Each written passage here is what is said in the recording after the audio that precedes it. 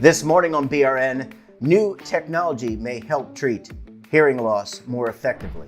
Joining me now to discuss this, Dr. Daniel Sun from the University of Cincinnati. Dr. Sun, so great to see you. Thanks for joining us this morning. Thanks so much. Thanks so much for having me. Yeah, it's great to talk to you. And look, we have, as I was telling you in the green room, in the virtual green room, we've covered hearing loss from a couple different perspectives. We've talked about cochlear implants. We've talked about getting hearing testing. You're doing some very interesting research now about new technology and how that can aid and treat hearing loss. What are you working on? We're mainly working on three different technologies that could be really interesting for people with hearing loss. The first one is that we're looking at some very different ways to program cochlear implants so that they may be able to deliver sound better, kind of like getting an update, for the cell phones that we have. Yeah. Yep. The second one is that we're actually using some state-of-the-art imaging techniques to understand how our brains could change once someone has hearing loss. And we're hoping that that's going to allow us to better treat people with hearing loss in the future by understanding how our brains are actually changing.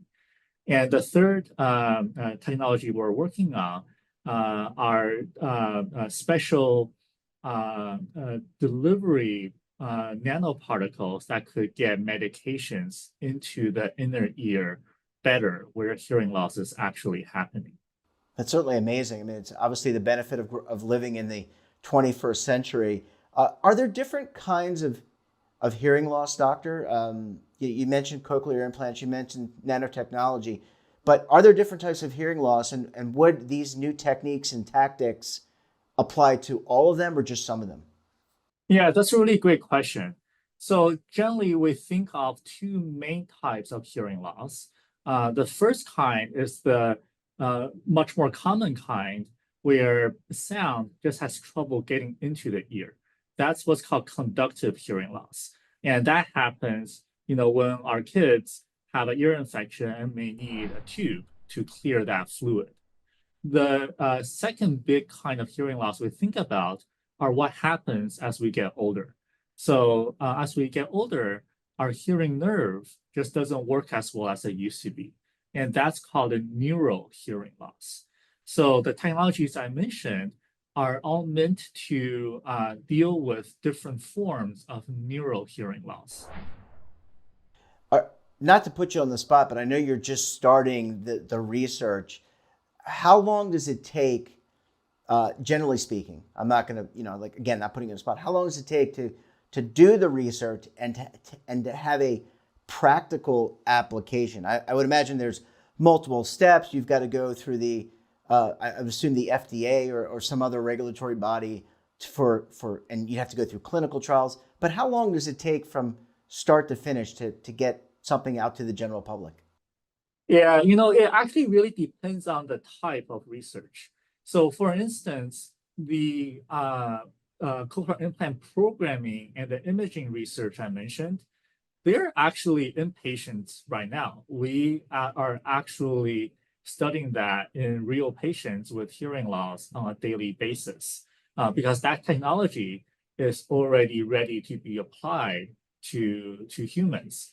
The nanoparticle research, that's what we refer to more as basic science research, meaning that, that's just the very start of the journey of something from a scientific lab all the way down to eventually when it can be in clinical trials.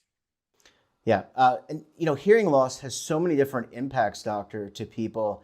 I think about cognitive decline. If you can't hear, it's really hard to engage with people. There's a lot of social isolation that comes from it. This could be really revolutionary. So if you were talking about the hearing nerve or the nerves of the ear and the connectivity, forgive me, I'm a layperson, but if you could really, and your team solve this issue, you could help older people who suffering from isolation, they can't hear, cognitive decline. Yeah, that's a really great point, Jeff. I think, one thing that our field and a lot of my, colleagues and friends have really found over the past decade is just how closely related hearing loss and cognition are. And I think that's one thing that really inspired and motivated our work with imaging. We really want to understand, on an MRI scan, for instance, is the brain changing as we lose more hearing and as we spend more time without good hearing? And our hope is that that can actually translate to better and more personalized treatments for different patients.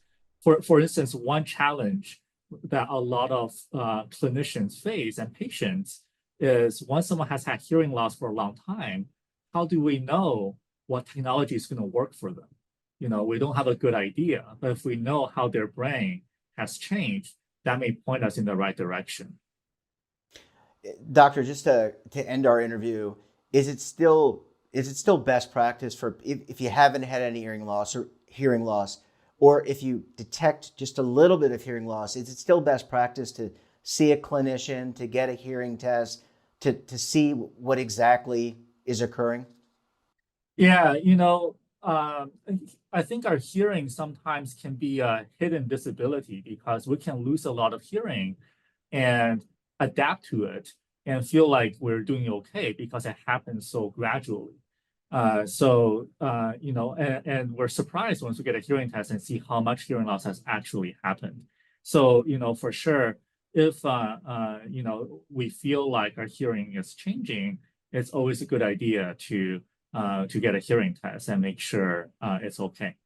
Yeah, and also probably best to turn down those AirPods that are in our ears and to stay away from large construction equipment. I'm thinking about jackhammers as well.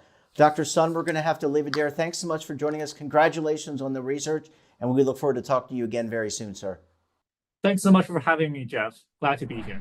And don't forget to subscribe to our daily newsletter, The Morning Pulse. Details at our website.